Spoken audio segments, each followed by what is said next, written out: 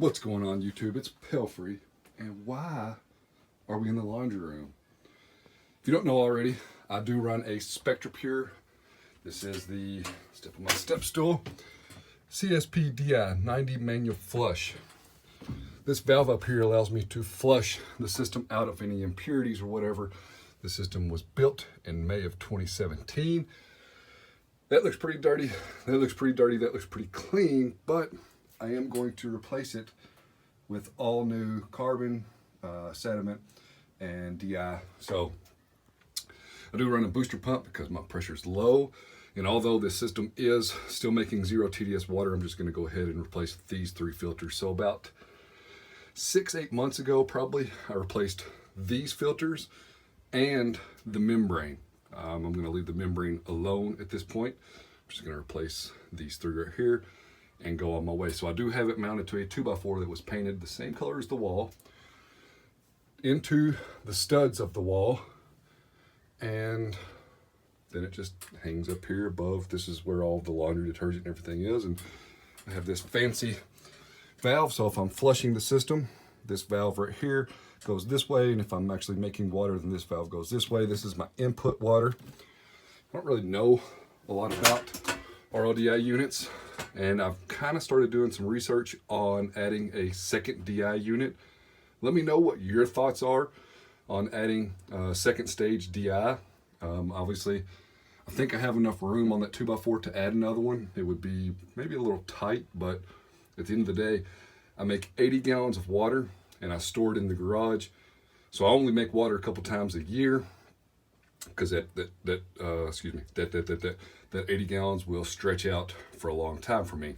Did replace the pressure gauge because the last one that I had quit working, so like $10 to put a new one in there, no big deal. So yeah, did order this from SpectraPure. This is where I order all the filters, and the only thing that sucks is they charge like $14 to ship it, but it is what it is. I'm doing this a couple times a year, so I can suck it up and pay the $14. So I'm gonna go ahead and get these out, get these canisters washed up and cleaned, get the new filters back in, and roll with it. I will note that installing your DI canister, especially in the SpectraPure unit, it does matter the orientation. So this is the new DI.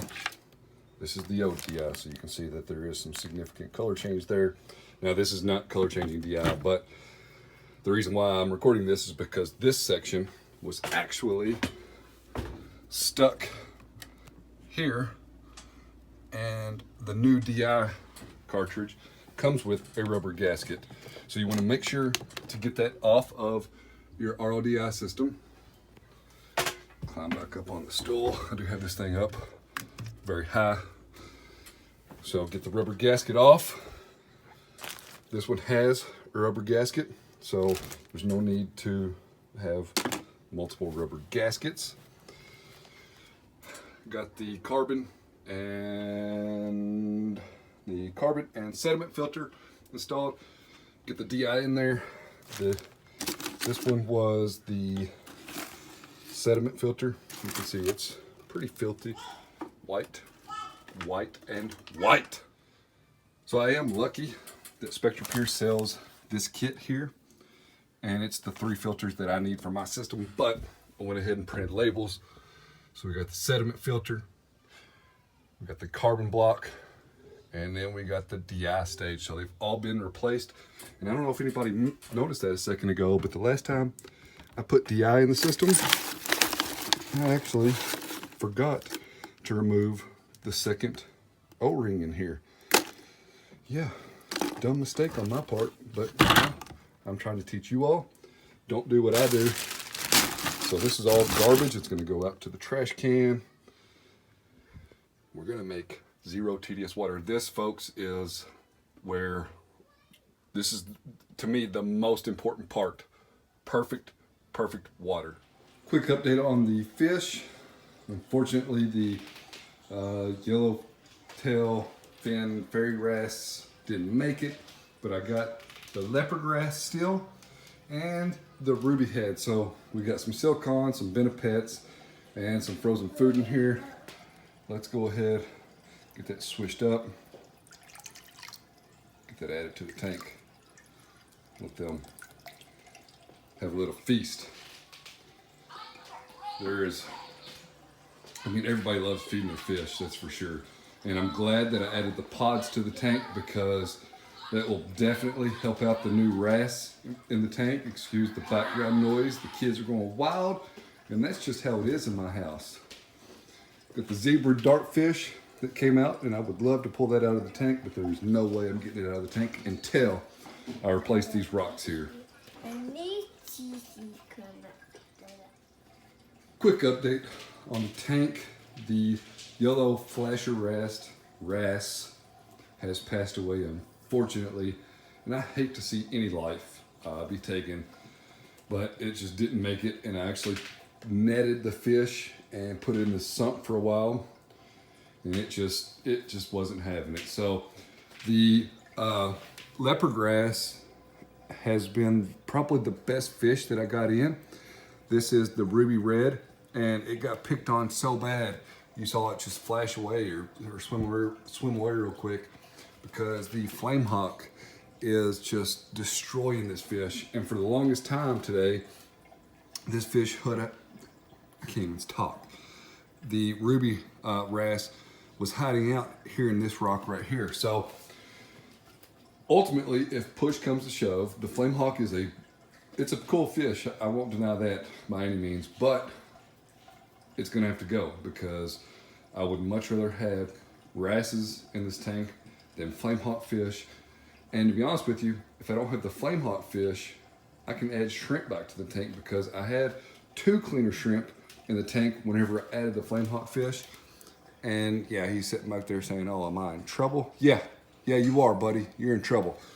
But I had cleaner shrimp in the tank before I added him, and he demolished them.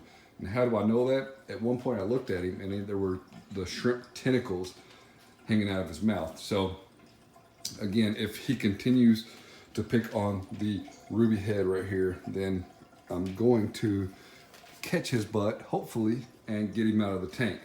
And I like shrimp.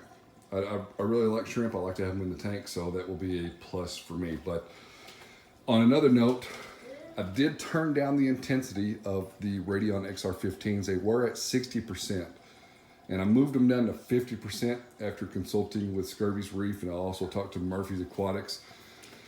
So the PC Rainbow that you see back there, right where the flame hawk is, just hasn't been doing good, and it still doesn't look good. But I did clip some pieces off of it. And then we got the green slimer, which is the coral that I want to keep the most, honestly.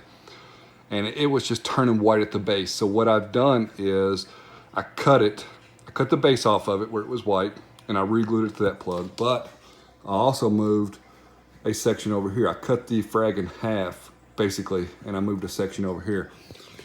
And I will say that I put some glue on the plugs, and then I used the Bulk Reef Supply accelerator, and that stuff is serious. I've never used the accelerator. I've just had it back in my reef tank stuff for a while, but that stuff is serious. So I had to use more glue, set the frag on it, and then spray the accelerator on there, and the coral was immediately stuck to the plug there. So if you're going to use any of that, then any of the accelerators, then just beware. So the Jason Fox stylo is doing pretty good. This stylo is not doing so well, ironically enough, and I just had a brain fart, but this coral is probably doing the best. So I did test high range nitrates because I wanted to make sure that I was not overshooting on nitrates. I am dosing nitrates. I have a little bottle down here that says Powerade, but do not drink KNO3, which nobody knows what KNO3 is but me in this house. So I did dose that for a while, and on my recent nitrate tests, they were showing up on the low range. They were showing up at like a dark 4, which led me to believe that they were super high. So I did a high range test kit, and it came back at 0. And I did a low range test, and it was still pretty low. So, excuse me there. I did dose more nitrates into the tank, and phosphates are good. Phosphates have always been good in this tank, but I've always struggled with nitrates, so let's cross our fingers. I'm telling you, if you've been following me for a while, I am going to keep SPS in this tank successfully. And I do still have some of the diatoms on the sand bed, but it is what it is. I'm going to cycle the other rock differently, but yeah, okay. I'm going to cut it off here. There's a lot going on, folks, and I'm devastated over the yellowtail flasher.